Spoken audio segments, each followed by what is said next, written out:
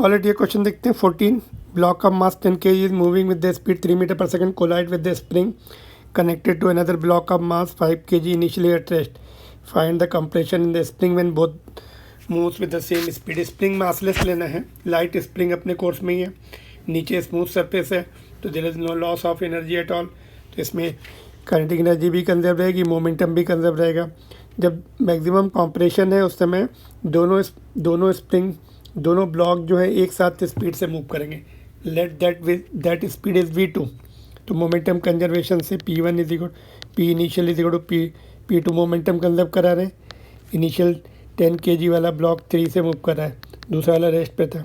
अभी दोनों 5 + 10 15 v2 से मूव कर रहे हैं अभी। तो यहाँ से देखो v2 कितना आ जाएगा 2 मीटर पर सेकेंड। अभी energy conservation, initial energy half mv², एक ही ब्लॉक मूव कर रहा था, हाफ मास 10 है और ये 9 हो गया।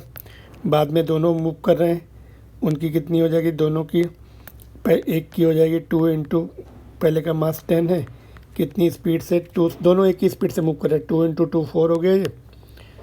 और दूसरा हाफ इंटू 5, ये भी सेम स्पीड 4 हो गया, प्लस हाफ kx²। ठीक है, तो यहाँ पे ये कितना आ रहा है देखो,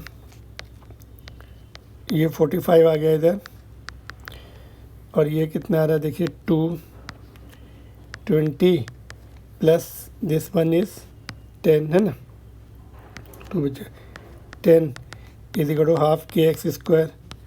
तो ये आपका 30, तो 15 बचा, 2 इधर आ गया, 30 इज इक्वल टू kx² है ना। k की वैल्यू भी पुट कर देते हैं अभी, तो ये 30, k कितना है 3000, नीचे आ जाएगा इज इक्वल टू x²। तो यहाँ से x² इज इक्वल टू कितना बचा 100। तो therefore x is equal to 1/10 which is 0.1 metre, option number 1। ठीक है, तो कंपेरेटिवली नॉर्मल क्वेश्चन है, कैलकुलेशन भी ज़्यादा लेंदी नहीं है। Hope everybody is done it correct and those who are watching hope they are liking it.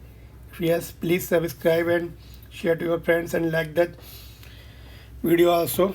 चलिए next question पे चलते हैं। देखो इसमें हमने क्या किया, एक बार और एक्सप्लेन कर दें। इनिशियल मोमेंटम इसका ये रुका हुआ है, बाद में दोनों एक ही, जब मैक्सिमम कंप्रेशन हो जाएगा दोनों एक ही स्पीड से चलेंगे, that let speed is v2। तो फाइनल मोमेंटम कितना हो जाएगा, दोनों मास ऐड करके इंटू वेलोसिटी v2 मिल गई यहाँ से। फिर हमने देखा फ्रिक्शनलेस सरफेस है, स्प्रिंग लाइट है ना, तो एनर्जी कंजर्व रहेगी। पहले तो केवल काइनेटिक एनर्जी थी, बाद में दोनों की kinetic energy plus half kx², ये हाफ kx² इसका इधर का है, ऊपर वाले टर्म का है ना। फिर हमने सिंप्लीफाई कर लिया, k की वैल्यू पुट कर दी और हमें compression 0.1 metre that is 10 centimetre आ गया है ना, 0.1 ही दिया हुआ है। चलिए नेक्स्ट क्वेश्चन पे चलते हैं ना।